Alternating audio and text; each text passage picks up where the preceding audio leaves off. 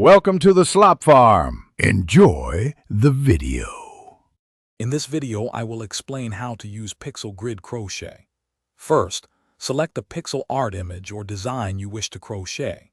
Then, translate this image into a grid pattern, where each square corresponds to a single crochet stitch.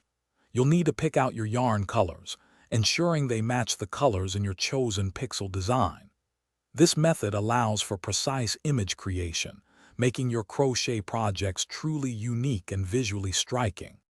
To begin, you'll create a foundation chain that matches the total width of your pixel grid design. For example, if your grid is 50 pixels wide, chain 50 stitches plus 1 for turning. Then, work your first row using single crochet stitches. As you follow your chart, pay close attention to color changes. You'll carry unused yarn colors along the back of your work, switching them out as needed for each pixel. When it's time to change colors, insert your hook into the stitch where the new color begins. Instead of completing the last pull-through with the old color, yarn over with the new color and pull it through the 2 loops on your hook. This creates a clean transition. Continue crocheting with the new color for the number of stitches indicated on your grid, ensuring your tension remains consistent for a smooth fabric.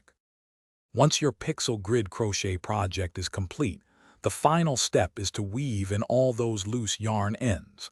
This ensures a clean, professional look and prevents your work from unraveling.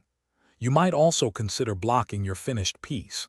This process helps to even out stitches and achieve the desired shape and dimensions. It truly makes a difference in the overall appearance.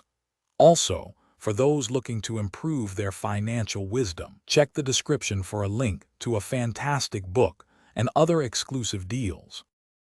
Thanks for watching. Consider subscribing if we helped you today.